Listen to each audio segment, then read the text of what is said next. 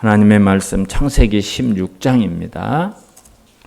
조금 길지만 12절까지 다 봉독해 드리겠습니다.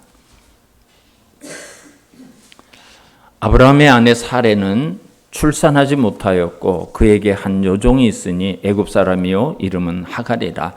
사레가 아브라함에게 이르되 여호와께서 내 출산을 허락하지 아니하셨으니 원하건대 내 여종에게 들어가라.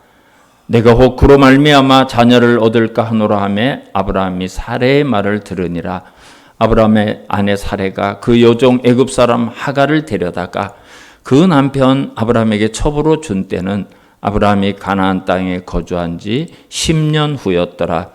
아브라함이 하갈과 동침하였더니 하갈이 임신하매 그가 자기의 임신함을 알고 그의 여주인을 멸시한지라.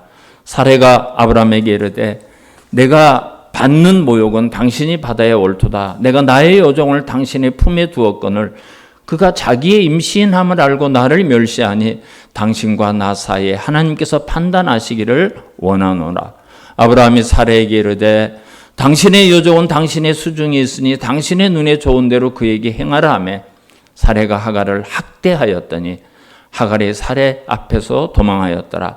여호와의 사자가 광야의 샘물 곁 곧 술김 샘 곁에서 그를 만나 이르되 사레의 여종 하갈아 내가 어디서 왔으며 어디로 가느냐. 그가 이르되 나는 내 여주인 사레를 피하여 도망하나이다. 여호와의 사자가 그에게 이르되 내 여주인에게로 돌아가서 그 수하에 복종하라. 여호와의 사자가 또 그에게 이르되 내가 내 씨를 크게 번성하여 그 수가 많아 셀 수 없게 하리라. 여호와의 사자가 또 그에게 이르되 내가 임신하였은즉 아들을 낳으리니 그 이름을 이스마엘이라 하라. 이는 여호와께서 내 고통을 들으셨음이니라. 그가 사람 중에 들나귀 같이 되리니 그의 손이 모든 사람을 치겠고 모든 사람의 손이 그를 칠지며 그가 모든 형제와 대항해서 살리라 하니라. 아멘. 오늘 본문을 보면 한 가정의 이야기예요. 성경에 왜 이 가정의 이야기가 기록되어 있을까요? 여러분, 이것은 결코 한 가정의 이야기가 아닙니다. 이런 한 사람을 통해서 역사에 어떤 놀라운 일이 일어나는가, 얼마나 큰 영향력을 끼치는가, 여러분 그거를 우리가 볼 수 있어요. 오늘 본문 안에는 이슬람의 중요한 사상, 이슬람이 주장하는 그들의 교리가 많이 담겨 있어요. 그래서 그거를 오늘 설교를 하면서 말씀을 드리려고 준비를 했는데 이 양이 너무 방대해서 그거는 말씀을 드리지 못할 것 같아요. 하나님께서 갈대아 우르에 있는 아브라함을 부르셨죠.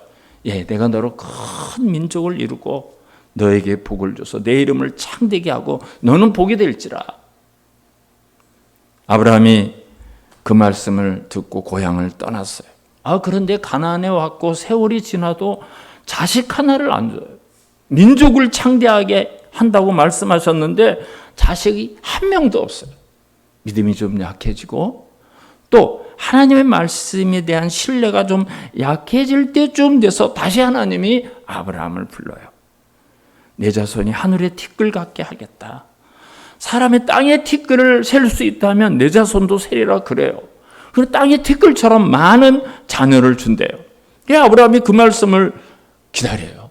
그러다 전쟁을 만나게 되죠. 북쪽의 네 나라가 아브라함이 사는 5개 나라와 전쟁이 일어나는데 그 와중에 아브라함 조카 롯이 포로로 잡혀가게 돼요.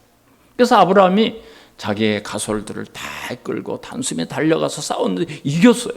그리고 승리하고 조카를 데려오고 많은 노량물을 되찾아가지고 오는데 두려움이 생기는 거야. 틀림없이 쟤들이 나에게 복수를 할 건데, 나를 치러 올 건데, 나는 아들 하나도 없고 어떻게 그들을 맞이하고 인생을 살 것인가 걱정하고 두려워할 때 또 하나님이 나타나요. 아브라함아, 두려워하지 말라. 내가 너에게 복을 줄 것이고 이 땅도 너에게 줄 것이고. 하나님 그거 뭘로 증명합니까? 뭘로 내가 알 수가 있습니까? 그래? 계약서 쓰자. 우리 계약서 쓰자. 이런 재물을 준비해라. 재물을 둘로 딱 갈라놨는데 하나님이 불이 횃불이 그를 쫙 지나가면서 재물을 태워요. 이게 계약서를 쓰고 하나님의 방식으로 도장을 꽉 찍은 거예요. 인감증명을 찍었어요. 여기까지가 우리가 아브라함에 대해서 그동안 공부한 내용이에요. 지난 시간에 들은 말씀도 생각이 나시죠? 그래서 아브라함은 하나님께서 계약서까지 써주셨는데 오늘이라도 당장 임신이 되고 아니면 며칠 있다가 몇 달 있다가 임신이 되고 뭔가 이루어질 줄 알았는데 여전히 소식이 없어요. 여전히 똑같아요. 나이는 점점 들어가는데 아내가 아이를 낳을 그런 육체도 아닌데 하나님께서 아들을 주신 지가 계산해 보니까 10년이 된 거예요. 10년이. 10년 동안 하나님이 말씀만 하시고 뭔가 안 이루어져요. 인간적으로 이성적으로 한번 생각을 해보세요. 이게 안 되는가 보다. 이제 뭐 가능할 때 주셔야지. 이제 우리가 모든 게 다 끝났는데 어떻게 자식을 얻을 수 있고 낳을 수 있을까? 참 고민도 많고 생각도 많고 헷갈리는 시간을 보내고 있었어요. 정말 하나님이 왜 이런 말씀을 하시고 나를 헷갈리게 하시고 이게 도대체 그 세월이 10년 동안 이게 뭐야? 근데 이심점신이라고 아내가 여보 이러다 우리가 영영 자식을 못 얻겠어요. 애굽에서 온 그 내 몸종 하갈이라는 애가 있잖아요. 그 아이를 당신 첩으로 삼으세요. 그리고 걔를 통해서 우리 아들을 얻읍시다. 그게 하나님의 뜻인지도 몰라요. 그럴듯해요. 그 하갈을 통해서 첩을 얻어서 그 첩을 통해서 아들을 얻어 그 내 아들인데 그게 하나님의 뜻이고 하나님의 방법인지도 모르고 그래서 첩으로 맞아야 돼서 아들을 얻었어요. 온 가족이 기쁘고 행복하고 즐겁고 이제 소원이 이루었다. 그래서 아브라함의 가정은 참 행복하게 살았답니다. 알콩달콩 잘 살았답니다. 그러면 얼마나 좋겠어요. 그죠? 그러면 딱 끝날 거예요. 그러나 여러분 그건 하나님의 방식이 아니었어요. 하나님의 방식이 아니었어요. 하나님은 그런 방식으로 얻은 아들을 하나님의 자녀로 인정하지 않았습니다. 아브라함에게 약속한 그 아들로 인정하지 않았어요. 그때부터 하나님은 아브라함과 관계를 단절하십니다. 꿈으로도 환상으로도 말씀으로도 아브라함과 교제를 딱 끊으셔요. 그게 13년 동안 하나님이 나타나지 않습니다. 13년 동안. 그리고 13년이 지나서 우리가 다음 주에 볼 내용이지만 17장 1절을 보면 나는 전능한 하나님이다. 너 전능한 하나님이다. 너 좀 완전하게 행할 수 없냐? 그렇게 말씀을 하셔요. 하나님은 하갈을 통해서 아들을 낳으시는 순간 아브라함의 관계를 다 끊으셨어요. 하나님이 분명히 아브라함에게 아들을 주신다고 약속하신 것은 그런 인간적인 방법이 아니에요. 하나님의 방법으로 하나님의 때에 주실 것을 약속하신 거예요. 그래서 이스마엘을 얻어서 아브라함의 가족이 화목하고 기쁘고 이제 꿈을 이뤄서 정말 신나는 삶을 살아갔느냐? 전혀 그렇지 않습니다. 갈등이 시작돼요. 여러분 오늘 본문이 얼마나 중요한 내용인지 몰라요. 이거를 과거에 있었던 고대에 있었던 한 사건으로 보시면 안 됩니다. 우리는 아브라함의 이 실수를 통해서 보여야 될 큰 교훈이 몇 가지가 있어요. 첫째는 우리가 하나님의 말씀을 믿습니다. 하나님의 말씀을 듣고 적어도 오늘 나에게 주신 말씀이다. 그 말씀을 믿고 살아가기로 작정했다면 하나님의 때까지 기다리고 흔들리지 말아야 돼요. 하나님의 때까지. 아브라함은 분명히 하나님의 약속을 믿었어요. 그런데 하나님의 약속이 늦어지니까 그 늦어진다는 건 내 기준이에요. 내 기준. 내가 생각한 내 기준에 늦어지니까 자기 생각을 하나님의 뜻으로 합리화시키기 시작해요. 하나님 방법이 이게 아닌갑다. 하나님은 틀림없이 내가 생각하고 있는 이것을 통해서 하나님께서 허락하시고 하나님의 뜻을 이루어 가시는 거예요. 그리고 자기 생각대로 행동을 해버렸어요. 결정을 해버렸어요. 그래서 하갈을 통해서 아들을 얻었습니다. 어쨌든 아브라함이 10년 동안 기다리던 자식을 드디어 얻었다는 면에서 성공한 거예요. 그죠? 목표를 달성한 겁니다. 우리나라 말에 뭐로 가도 서울만 가면 된다 이런 말이 있어요. 그죠? 뭐로 가도 서울. 수단과 방법을 가리지 않고 그 목표를 달성하면 된다 그 뜻이에요. 여러분이 그런 생각을 가지고 살아가지고 지금까지 그렇게 산 분도 계실 수 있어요. 아이들에게 그렇게 가르치는 부모님이 계실 수도 있어요. 위험천만한 발상입니다.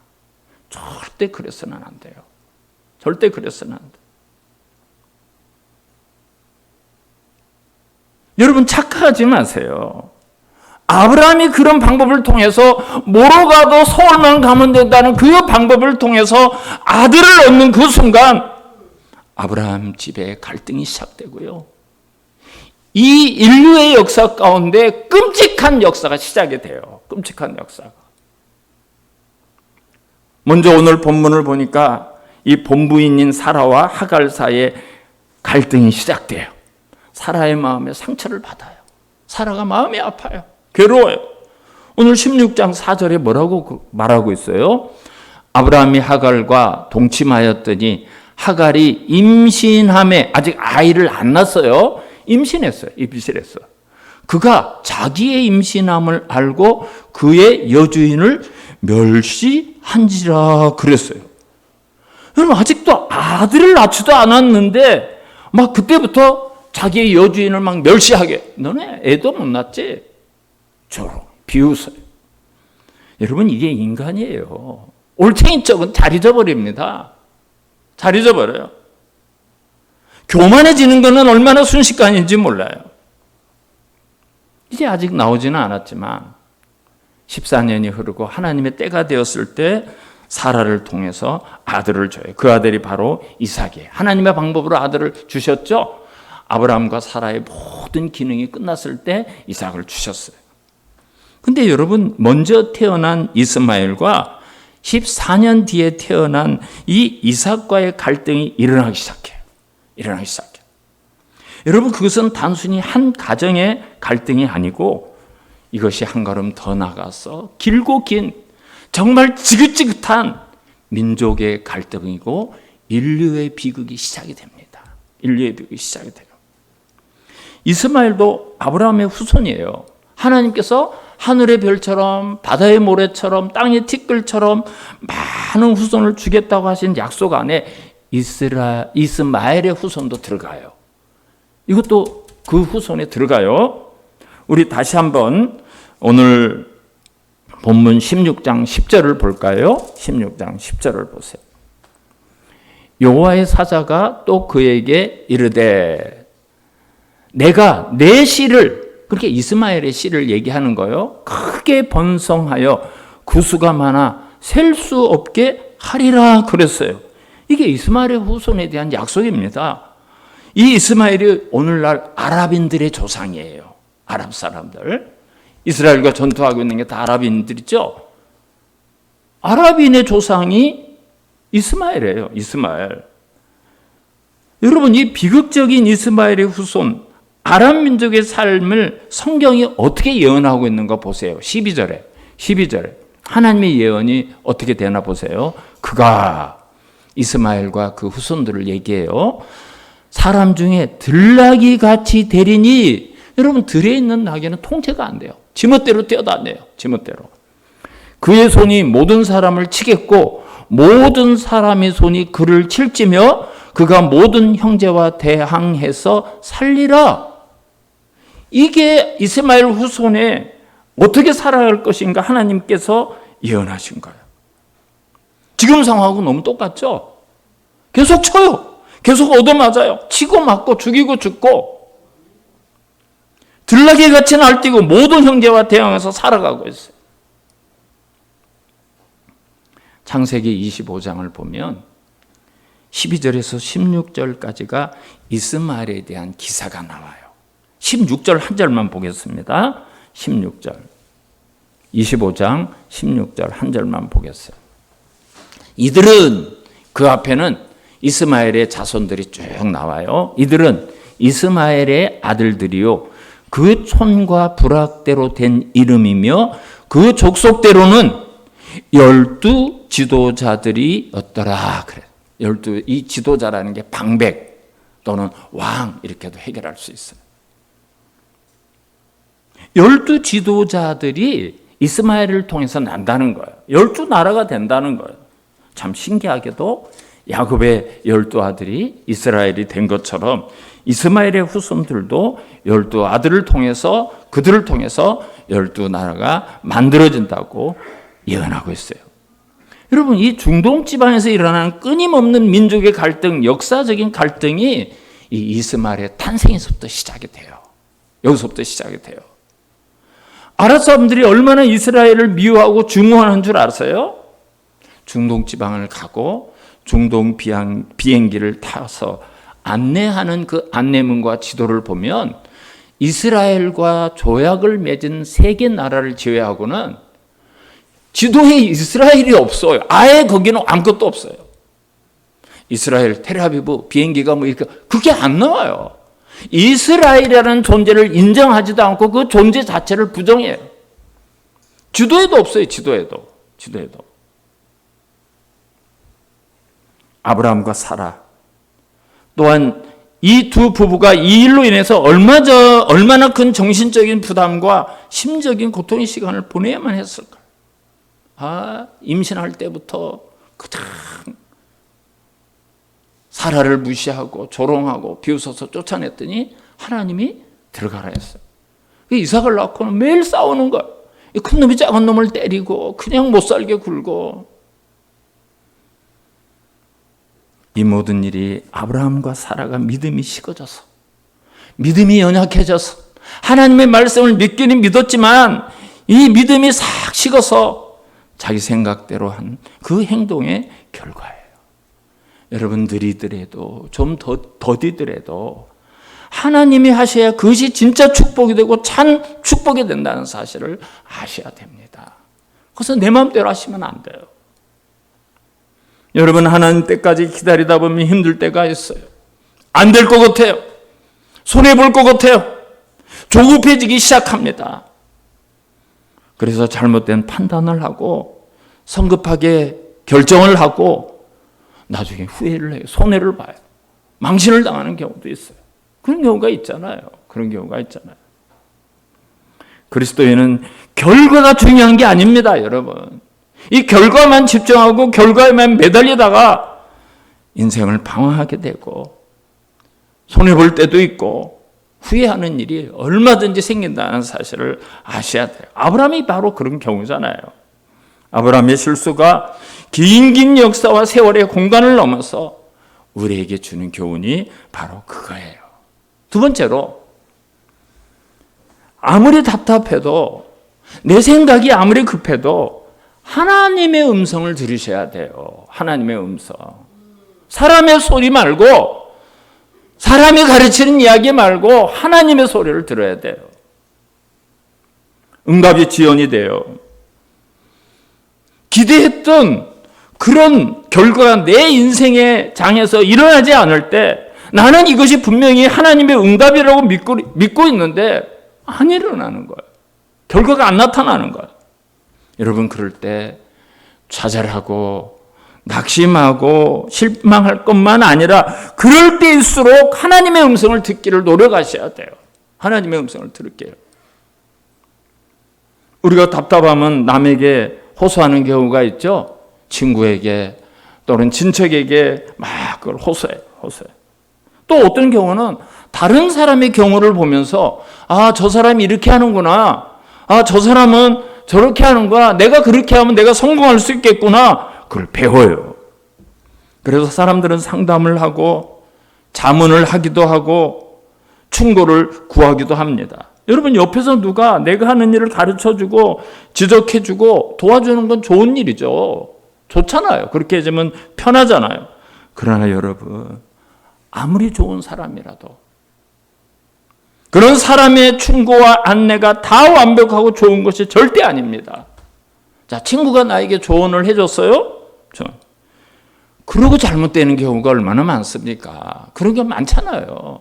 그 사람 말 듣고 강남으로 갔다가 망하는 경우가 많이 있고 안 되는 경우도 많이 있잖아요. 본문에서 아브라함이 하나님의 말씀에 대한 이런 믿음이 식어지고 갈등이 생길 때 정말 옆에서 나를 가장 잘 알고 나와 가장 가까운 아내의 말을 들었더니 되는 것 같아. 정말로 후손을 봤어요. 아들을 얻는다는 목표에 성공했어요. 물론 아내의 말을 듣는 게 잘못된 거 아니에요. 저도 가끔 아내의 말 속에 내가 깨닫지 못하고 내가 알지 못하는 것을 보여주고 알게 하는 경우가 있더라고요. 그러나 예를 들어서 아내의 말을 듣고 친구의 말을 듣고 야 이것이 참 좋은 생각으로 들면 오케이 하고 달려나가는 게 아니라 그 답을 가지고 어떻게 해야 될까요? 하나님 앞에 엎드려야죠. 하나님, 제 아내가 이렇게 좋은 걸 얘기하네요. 제 친구가 저에게 이런 좋은 방법을 얘기하네요. 하나님이 내 인생의 주인이 아니십니까? 전능하신 하나님 아니십니까? 여러분, 저에게 하나님께서 어떤 말씀을 주실입니까? 제가 이 길을 가야 될까요? 더 기다려 여쭤봐야죠. 사람들이 얼마든지 좋은 친구를 할 수 있어요. 사람들이 시원한 대답을 해줄 수 있어요. 정말 내가 좋은 길을 안내할 수 있어요. 그럴 수 있어요. 그러나 궁극적으로 최종 결단을 내릴 때는 하나님의 뜻을 확인하셔야 돼요. 여러분, 반드시 그런 시간을 가지셔야 됩니다. 그런 시간을 반드시 가지셔야 돼요. 그것이 그리스도인의 삶의 모습이에요. 근데 아브라함은 어떻게 했죠? 우리 2절로 다시 가볼까요? 2절. 오늘 본문 2절로 다시 가봅시다. 사레가 아브라함에게 이르되 방법을 지금 가르쳐줘요. 아내가 방법을 가르쳐줘요.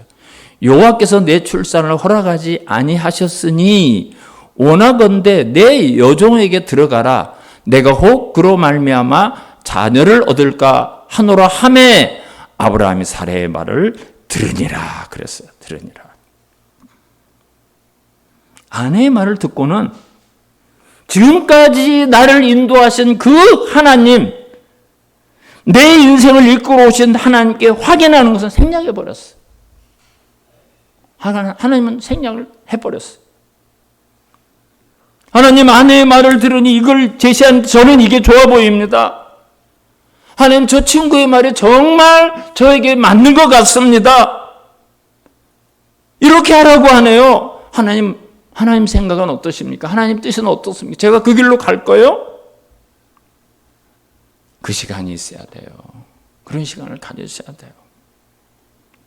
오늘 본문을 잘 묵상해 보면 아브라함이 사라의 말을 들을 수밖에 없는 배경이 있어요. 사라가 뭐라고 그러는가 하면 아브라함에게 여호와께서 내 출산을 허락하지 아니하셨으니 10년 동안 자기가 하나님이 허락하지 않아서 아이를 못 낳는다는 거예요. 근데 하나님의 말씀에서 준다고. 이 사이에서 아브라함은 아내의 말만 듣는 거예요. 그리고 이게 하나님의 뜻이었어. 아이를 안 준 게 하나님의 뜻이었어. 하나님이 준다고 했지만 그거는 싹 잃어버리고 아내의 말만 듣고 하나님의 다시 확인하는 방법을 내놓는 것도 아니고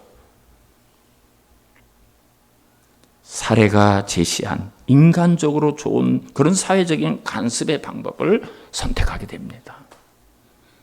그러나 그리스도인은 그 일이 아무리 이게 사회적인 관습이라도 이것이 모든 사람이 가는 그런 사회적인 흐름이라 해도 마지막 결정은 하나님께 물으셔야 돼요. 마지막 결정. 하나님, 이게 맞습니까? 제가 이렇게 할까요?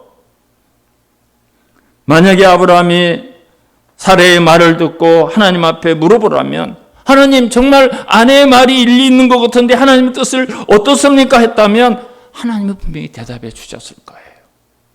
조금 더 기다려.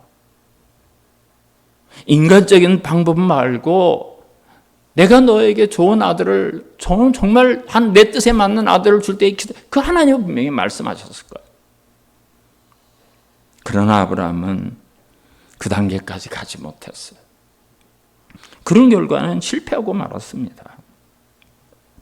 사라와 하갈의 갈등이 생기기 시작해요. 이삭과 이스마엘의 갈등이 생각해요. 히브리 민족과 아랍인들과의 갈등이 얼마나 길고 얼마나 끔찍합니까? 여러분, 이것이 아브라함과 사라가 인간적인 생각으로 이런 결과를 낳았다는 것을 우리에게 보여주고 있어요. 우리에게 보여주고 있어요. 사랑하는 성도 여러분, 나를 둘러싸고 있는 환경이 어둡습니까? 답답합니까? 사람들이 이런 말로 조언하고 충고하고 있습니까? 그런 다음에 하나님 앞에 엎드리셔야 돼요. 그 문제를 놓고 하나님 앞에 물어보셔야 돼요. 그 과정을 절대 생략해서는 안 됩니다. 우리가 주님의 음성을 듣지 않는다면, 그 시간을 놓쳤다면 우리는 방황해요. 방황하게 되어 있어요. 후회할 수밖에 없습니다. 팔레스타인 지방에 가면 많은 양들을 볼 수 있어요. 차를 타고 가면 늘 양을 끌고 가는 그런 베두인들을 굉장히 많이 봅니다. 자동차 소리도 들리고 어떤 짐승 소리도 들리고 바람 소리도 들리고 수많은 소리가 들려요. 그런데 양은 한 가지 잃어버리지 않는 게 있어요. 목자의 목소리를 잃어버리지 않습니다. 막 풀을 뜯어먹고 있다가 얘들아 가자, 이제 그만 간다. 목자의 소리는 기억해요. 제일 약한 동물이 양이에요. 자기 스스로 뭘 방어할 수도 없고 먹이를 찾아갈 수도 없고 물도 찾아갈 수가 없어요. 근데 그 양이 어떻게 살아남습니까? 목자의 목소리는 기억해요. 목자의 말은 따라가요. 그 목자를 따라가지 않으면 길을 잃어버리는 거예요. 이리와 늑대의 먹이가 돼요. 우리의 선한 목자 되신 주님께서 매일 매 순간 우리에게 말씀하고 계시잖아요. 우리가 설교를 통해서도 하나님의 음성을 듣지만 우리가 성경을 펼치면 내 인생에 대한 답을, 내가 어떻게 살아가야 될 것인지, 내가 어디로 가야 될 것인지 매일 우리에게 말씀해요. 응답이 지연된다고 생각할 때 더 세밀하게 말씀과 기도를 통해서 주님의 음성에 귀를 기울이는 우리 성도님들이 되시기를 주님의 이름으로 축원합니다. 마지막 세 번째로 우리는 무슨 일을 하든지 수단과 방법을 가려야 돼요. 수단과 방법을 생각 안 하는 분들이 있죠. 그런 분들이 있어요. 그냥 목적을 이룬다면 그런 분들이 있어요. 응답이 지연된다고 생각될 때 우리는 많은 경우 가능성이 있다면 앞뒤 가리지 않고 그 가능성을 향해서 그냥 나갑니다. 거기서 결정적인 실수를 할 수가 있어요. 결정적인 실수를 할 수 있어요. 모든 상황 속에서 우리는 수단과 방법을 가려야 돼요. 아무리 좋은 목적이라도 이 결과가 아무리 좋다고 하더라도 그 과정도 좋아야 되고요. 그 수단도 좋아야 되고요. 방법도 좋아야 돼요. 절대 우리 그리스도인은 뭐로 가도 솔만 가운데 꽁 잡는 게 매야, 그런 가치관을 버리셔야 돼요. 아이들에게 그런 말 하시면 안 됩니다. 아이들 망해요. 결국 망해요. 우리 기독교인들은 그런 사고방식으로 살아서는 안 됩니다. 하나님은 결과만 보시는 하나님인 줄 알아요? 내가 하나님 앞에 헌금을 많이 하겠다고 사기를 쳐가지고 그 돈을 하나님 앞에 헌금을 하고 내가 도둑질을 해가지고 하나님 앞에 헌금하고 그럼 하나님이 잘했다 그러실까요? 하나님은 그 동기를 보셔요. 그리고 그 과정도 다 지켜보십니다. 과정도 지켜보십니다. 동기도 좋고 과정도 좋고 좋은 결과가 났을 때 하나님이 기뻐하시는 거예요. 우리에게 쉼을 주고 샬롬을 주고 평안을 주고 기쁨을 주시는 거예요. 우리를 축복하시는 거예요. 동기도 불순하고 과정도 수단도 전부 다 불순한데 좋은 결과 아니에요. 여러분, 그건 곧 드러나게 되어 있어요. 십자가가 고통의 최고점입니다. 여러분, 십자가 생각만 해도 끔찍하지 않습니까? 근데 예수님은 그 십자가에 달리시는 순간 하나님으로부터 버림을 받고 저주를 받는 거예요. 예수님도 괴로웠어요. 예수님도 괴로웠어요.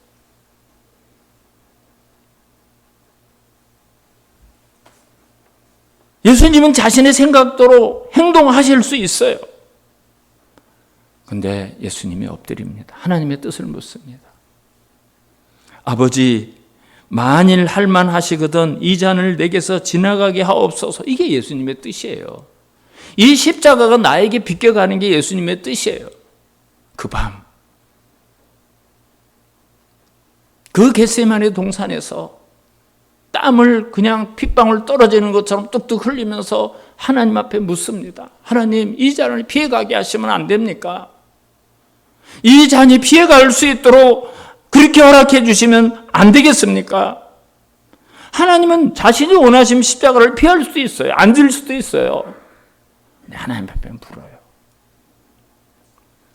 마침내 기도하는 가운데 하나님의 뜻을 확인했어요. 십자가의 길만이 하나님의 뜻을 이루는 거고 그 길을 통해서 택한 백성을 구원한다는 그 하나님의 뜻을 확인을 하셨어요.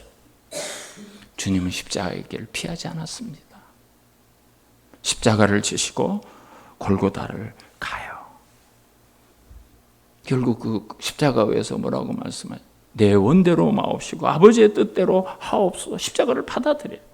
그게 하나님의 뜻이고 하나님의 방법이라는 것을 깨달았기 때문에 그래요. 주님은 십자가를 피하려고 어떤 수단과 방법을 동원하지 않았어요. 그 고통이 약해지도록 할 수가 있지만 그렇게 하지 않았어요. 문제를 피하려고 자기를 합리화시키지도 않으셨어요.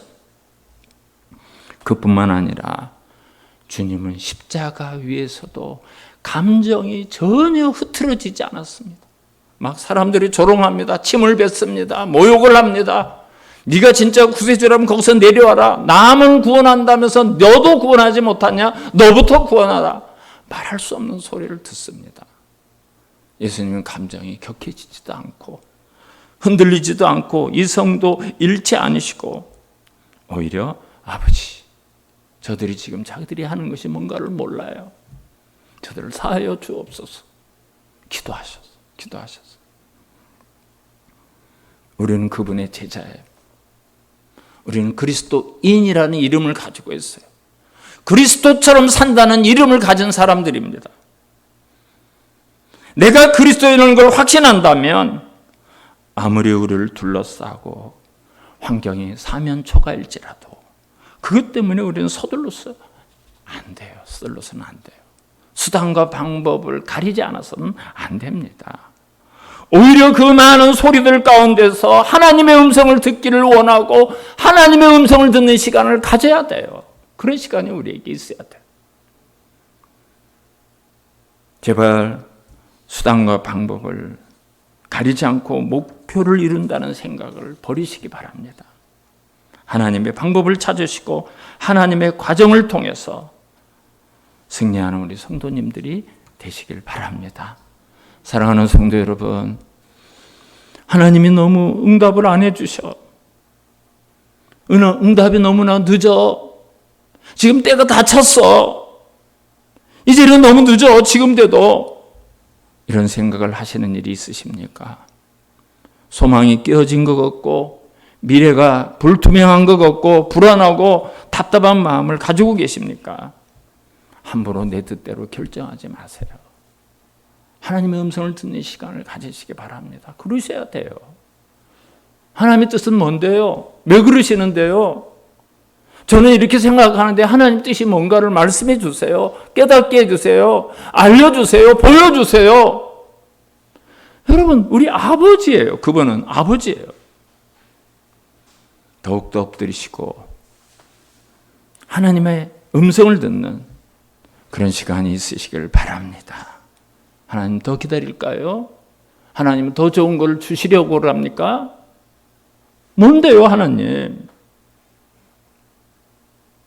그리고 정말 중요한 것은 내가 응답을 받았을 때도 하나님의 방법, 하나님의 수단을 통해서 앞으로 나가시기를 바랍니다.